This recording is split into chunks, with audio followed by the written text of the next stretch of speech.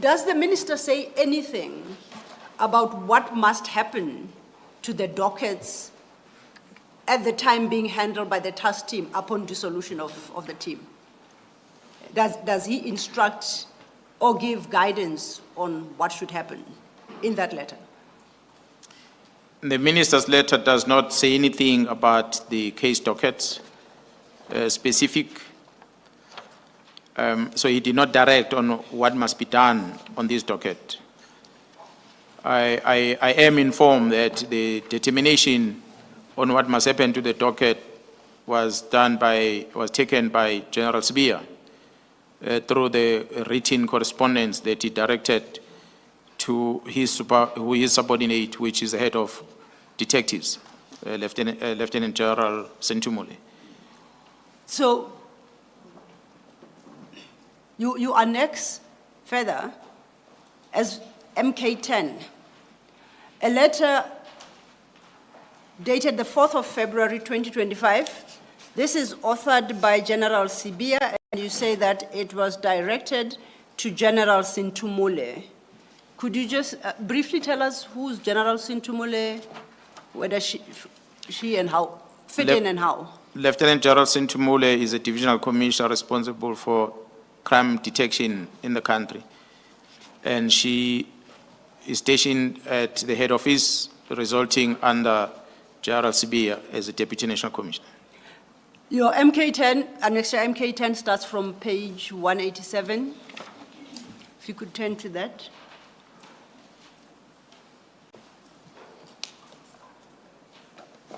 And you say it is this document that contained the determination as regards the fate of the dockets, the task team dockets. Is that is correct. And what is the fate as determined by General Sibiya in this letter? In the main, the Sibiya is instructing the divisional commissioner to ensure that the cases under investigation, the instruction by the Minister of Police, the directive of the day of the 31st of December, which was issued by the Minister of Police, that this directive be implemented immediately. And that's why on his letter, he makes a reference that in compliance with this directive, he, as General Sibiya, is directing that the Divisional Commissioner Crime Detection must engage with the Divisional Commissioner Crime Intelligence. Yes. And I understand that, in summary, the directive there is all the dockets should be directed to a specific place at national office outside the KZN area. Is my understanding correct? That is correct. Now, do you know if you, I'll put it differently, if you, and that's assuming you had the authority, if you were, as a provincial commissioner, were to decide to disband a task team operating in KwaZulu-Natal with dockets on matters relating to on dockets relating to issues and crimes arising in KZN, what would automatically happen to those dockets? If a task team in KwaZulu-Natal is disbanded, and I will assume for purposes of this question that it correctly disbanded, what automatically happens to those dockets that the task team handled? A case dockets, commissioners, belong to a police station. The cases open at police station get registered is going to have a case number of a particular police station.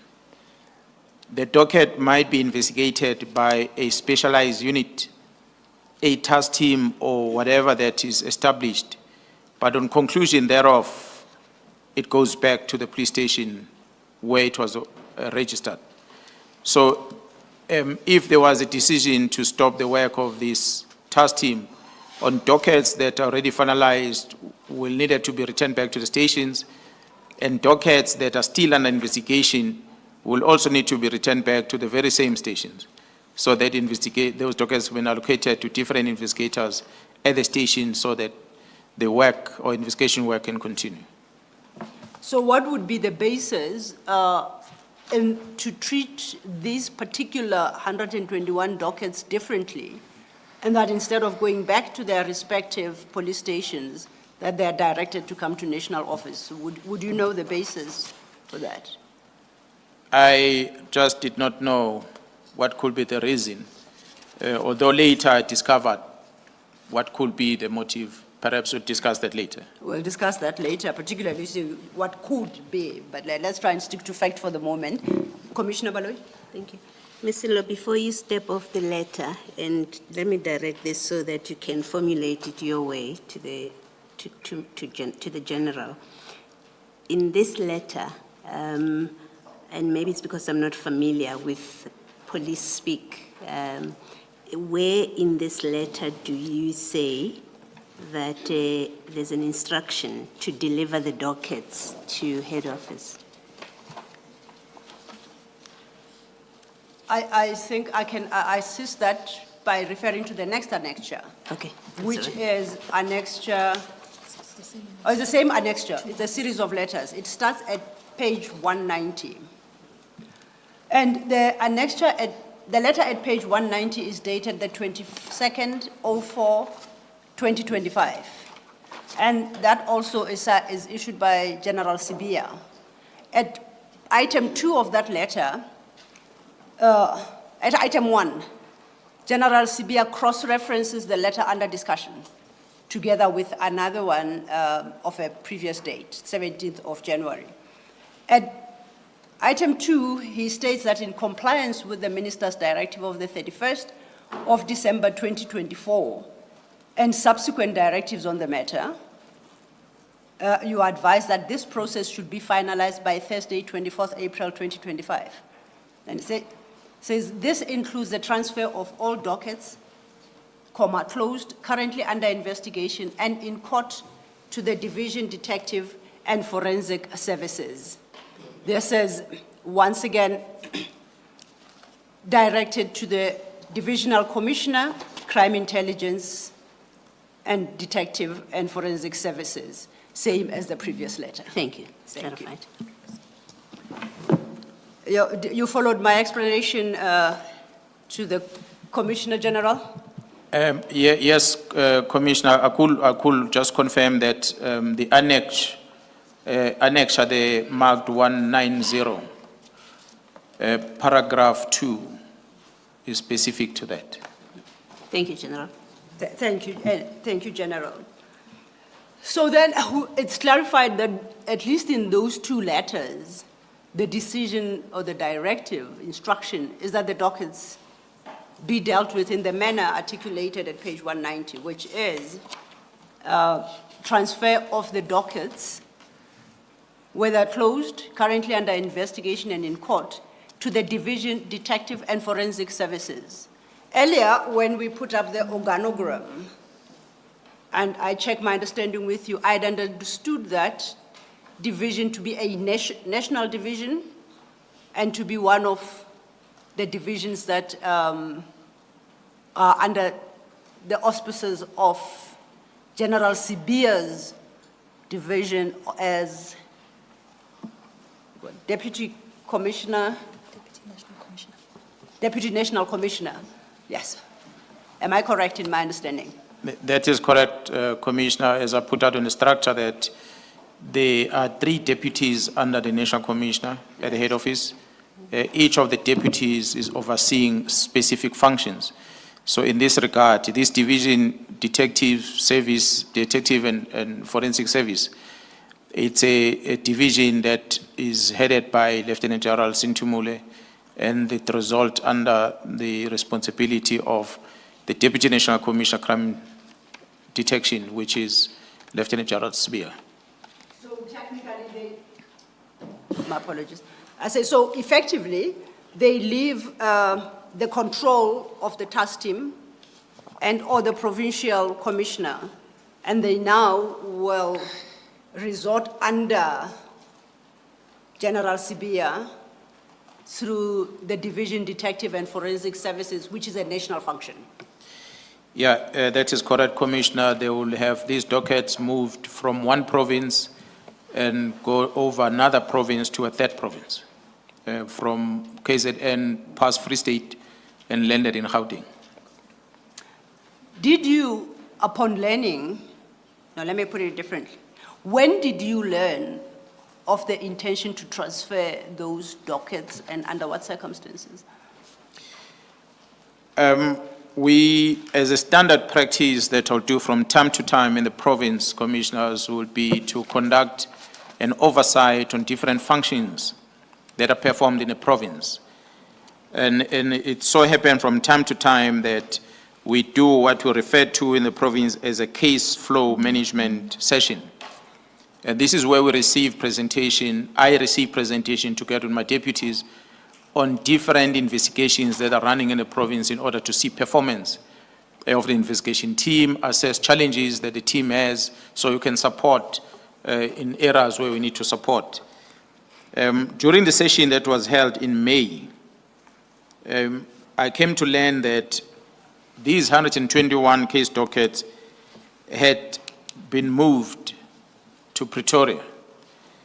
And that briefing was given to me by a member that was in charge of this political killings task team at the time in KZN, Colonel Matlo, who advised me that when they moved this docket, it was as instruction of J.R. Khumalo, who was a project manager of the political killings task team.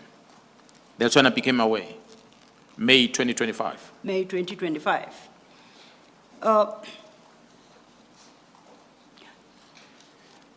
What did you do, if anything, upon learning?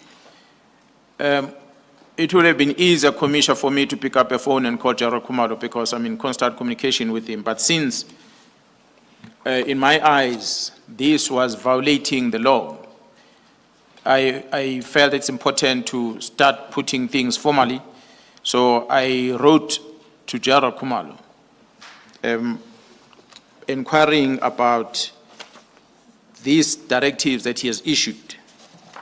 I was asking him about the status of these dockets because the team had presented to me that through his instruction, the dockets were taken to the head office. And the letter you reference is at MK11, you refer to it, paragraph 138 of your affidavit, of your statement rather, my apologies. That is correct. And that annexure, MK11, appears at from pages 192, Commissioners. If you could turn to the letter, General.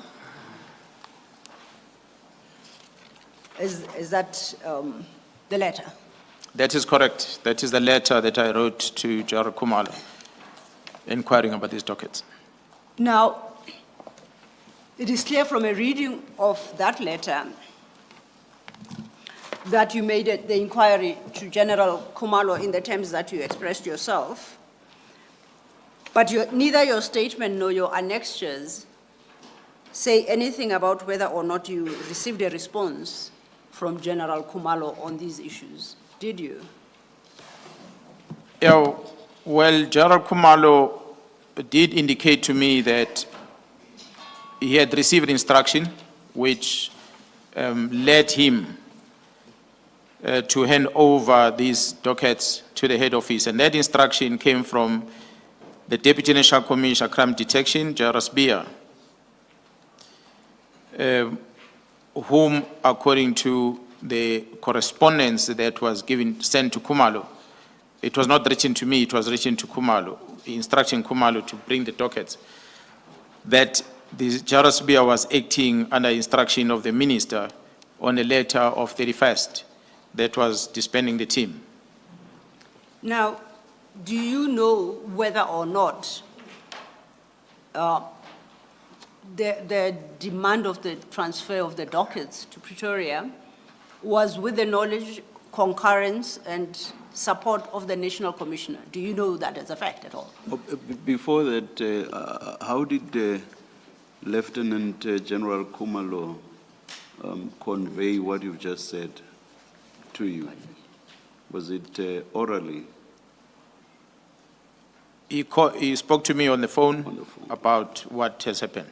Oh, all right, thank you. If I may just point out, for clarity, Chair, at 139, the witness states what General Khumalo informed him, and then he says, I was verbally informed that General Sibia acted in a I particular. missed that. Thank So you. I take it in the course of that conversation. I missed that. Thank you. Chair. So now we turn to National Commissioner. Are you aware of whether or not he knew about this demand for the transfer of the 121 dockets? And anything that you know, please indicate how you became aware thereof. Commissioners, I report to the National Commissioner as appointed by him. Therefore, I must account to him. On a telephone conversation that I had with him, which I did not reflect on the statement, was exactly that I'm told that the dockets have been taken to Pretoria. Whether did he authorize such? And he said, no, we never authorized such transfer or movement of case dockets. And the National Commissioner, in supporting what he said to me, he had given me an affidavit. I've seen an affidavit that he wrote under oath where he indicated that he never authorized JRSBR to take these dockets. And that was in June. I beg your pardon, in July. The affidavit was dated in July. And I also know that during the recent court process where Lieutenant JRSBR had submitted an urgent application in court about his placement at home or leave of absence that he was challenging, and subsequent to that intention to suspend, that on the submission that was made by the National Commissioner to the court papers, he says the same thing that he had said to me, that he never authorized the dockets to be moved from KwaZulu-Natal to Pretoria. So if I understand you correctly, you learned from the affidavit deposed by the National Commissioner in that matter, and the National Commissioner subsequently confirmed to you directly, personally, that he never authorized the transfer of those dockets. The National Commissioner personally told me that he never authorized it, and then affidavits that followed confirmed the same thing. And do you know whether or not the dockets were duly transferred? You said on the 20th, by the 20th of May, when you learned, they had been transferred, right? That is correct, Commissioners. Do you know what became the fate of those dockets after they left the control of the political killing stars team? Well, the political killing stars team members were complaining to me that they are receiving unindicted complaints from the members of, the family members of the victims of crime that they were in constant contact with as they were investigating these cases, in order to seek update on the work that the team is doing. And the team could not give them update on the work that has been done, and the families are not receiving any update on the work that is done. So that made me conclude that nobody is making contact with the families, there's no investigation that has been done, and really the whereabouts exactly of these dockets was also in question. So it was my conclusion that from the time they were taken until the time when they were transferred back, nothing was done in those documents in terms of the investigation of crime. Chair. It is 4 o'clock, but Just two questions my co-commissioner has a question. Okay. And then Mine were just to wrap up this topic. After him, you will see when it's convenient for us. Thank you. Thank you, Chair. Commissioner, maybe you'll deal with it in your own way because you're still continuing with your questions. I just want clarity on whether the directive was implemented. That is the directive to disband the task team. Because it seems to me that where we are going now, we're dealing with the dockets and the removal of the dockets from the task team to Pretoria. But what became of the task team itself following the directive? You can deal with it in your own way. I guess the reference is to the warm bodies. Yes. What became of them? I think it's going to be, the answer to that question will be perhaps slightly lengthy and complicated and might perhaps take you way beyond 4 o'clock more than you intend. So may I suggest that we flag it and we come back to it? That's the fine. questions that I wanted to pose to the witness are just closing the issue of dockets. That's fine. And we open with your question tomorrow morning. Thank you. Thank you, Commissioner. General, so just to close up on the issue of dockets, at paragraph 142, you give just a very brief summary. That seems to imply that you have a good sense of the issues that were being investigated and reflected in those dockets. Am I correct in my suggestion? That's correct. Okay. Now, if I am correct, my question to you then is, to your knowledge, did any of the 121 dockets contain any detail regarding investigations or generally the work of the Gauteng counterintelligence in the Gauteng counterintelligence operations? Did any of those dockets refer, could be parallel to, based on the description, the explanation you gave us earlier, to any of the work of the Gauteng counterintelligence operations? Commissioners, the directive from Jarasibia was talking about the deactivation of the political killings task team. The case docket of the political killings task team was situated in KwaZulu-Natal, and they were not part of the Gauteng counterintelligence ops. So the GCI ops dockets were kept separately from those that were brought from KZN. Okay. So I don't think there was any mixture whatsoever.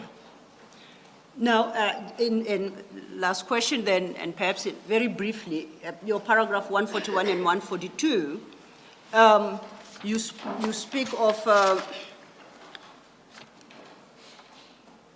an analysis conducted on those dockets upon their return, and you draw certain conclusions as to what happened to those dockets in the intervening period.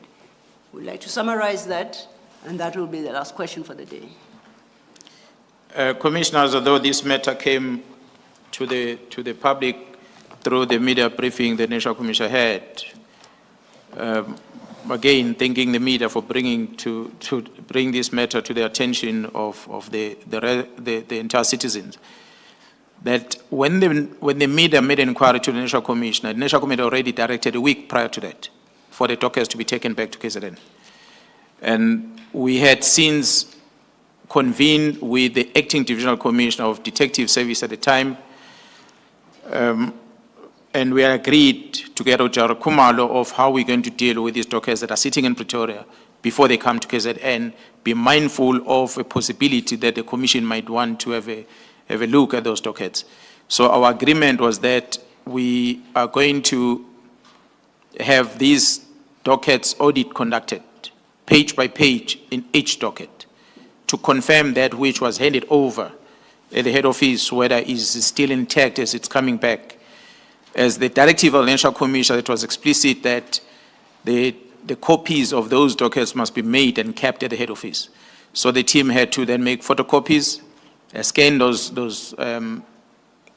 dockets, and sign off on each and every document that is inside the docket, and conduct inspection on the docket to see whether has there been any investigation conducted, meaning the very same team, political killing task team, that came to hand over the dockets after driving from KZN and bringing them here, they came here to come and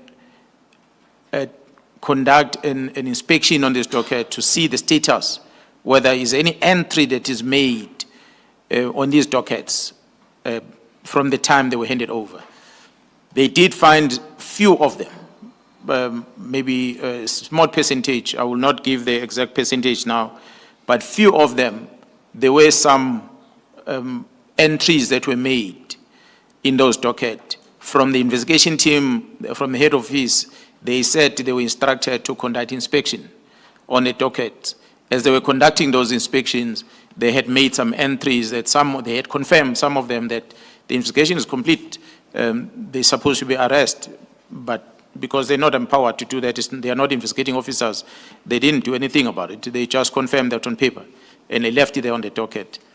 I think only one of the dockets of the Eastern Cape where a contact was made with the victims in that case, but that was just about only thing that was ever done, contact made with the victim to tell them that we are having this case, we're investigating this case, together with the officials in Eastern Cape who were part of the initial investigation. They were also contacted by this head office team, and the entry was made on that case docket. So this is just only one out of all of them, that at least there was a contact with the victims. The rest, there was no contact with the victims, and some of them were inspected, some of them was not even inspected. And that was the status of this team. That's why I'm saying, commissioners, that when the media asked the National Commissioner about the status of the docket, and when the National Commissioner said he has given instruction for the dockets to go to KZN, it was old story to us, because we already received the instruction a week before. So we were already doing the heading over at the time when the media brought this thing to the eyes of the public. So it came out as if it's something that was done on the day, but it's something that we were already doing the counting of the dockets. And it was a Thursday, if I'm not mistaken, when the media asked the question, and the team was already in Pretoria doing the calculation of those dockets. And on Friday, they drove down to KZN with the docket. That's why we're even reflecting there that some of them, they were on an advanced stage where suspect needed to be arrested. And I can safely say that suspect has been arrested as a result of the state of readiness of those dockets. When they arrived back in KZN within a week, there were people charged. So in short, General, except for the few entries in some of the dockets, the contents of the dockets were intact or were what they should have been? I did not get the commission properly, the last part. Oh, sorry. I was saying in that audit or verification exercise, during which it was established that there were some entries in a few of the dockets, the contents of the dockets were intact or were what they were supposed to be. That is correct, Commissioner. All the dockets were as they were handed over originally to the head office. They came back as they were. Just one other aspect. In paragraph 137 of your statement, you say that the last sentence, the meeting was led by Colonel Mkhwanazi, who advised that the dockets had been delivered to General Khumalo. And in paragraph 142, again the last sentence, you say in the period that they were under the control of General Sibiya, these arrests were not effected for reasons not known to me. The under control that they is referring to, I understand, is it not referring to dockets? By way, for example, at the time of their removal from the task team. Yes, removal from the task team. I understand that to be a reference to the dockets. Am I correct? That is correct, Yes. Commissioner. Yes. Now my question is, the dockets, according to 137, were delivered to General Khumalo, and in 142, they are under the control of General Sibiya. This could mean one of, or two, it could refer to two possibilities. One, they could still have remained with General Khumalo, but be under the control of General Sibiya, or they could have been moved physically to be under the control of General Sibiya. Can you please explain that or shed light on that? Commissioner, in order to give clarity, you'll see when I made the last statement, when I said before the National Commissioner conducted the interview, that myself, the acting Divisional Commissioner of Detective Services, as well as General Khumalo, had a meeting, a visual meeting, discussing on how we're going to handle the transfer of this docket or the return of these dockets back. At the time, the dockets were sitting at the office of the Divisional Commissioner, Crime Intelligence, in a storeroom of one brigadier, I forgot his name, who works under the Divisional Commissioner, Crime Detection, Lieutenant General Sentumulu. It is my understanding, Commissioner, that the dockets moved from Khumalo to General Sentumulu from detectives on the direction of General Sibia. Matlo on 137, Colonel Matlo, is with the task team in KZN. So he was only communicating the whereabouts of the docket according to his knowledge. His knowledge was that he handed them over to General Khumalo. What General Khumalo did with them, as the Commissioner is correctly asking, he couldn't answer that. And General Khumalo, in my engagement with him, was that General Sentumulu and General Khumalo, both of them, had received the instruction specific from Sibia that him, Khumalo, and Sentumulu, they must transfer the dockets to each other. So meaning dockets coming from political killings task team under Khumalo's signature must come to the detectives under General Sentumulu. Hence, they landed at the storeroom of Sentumulu. So, but both of them, they fall under General Sibia as a portfolio in the office of the National Commission. So either way, whether they are at Crime Intelligence under Khumalo or they are at Sentumulu under Detective Services, they still, both of those entities fall under General Sibia. So if we say they are under the control of General Sibia, we mean exactly that. He issued the instruction and he commanded those two entities. Thank you, General.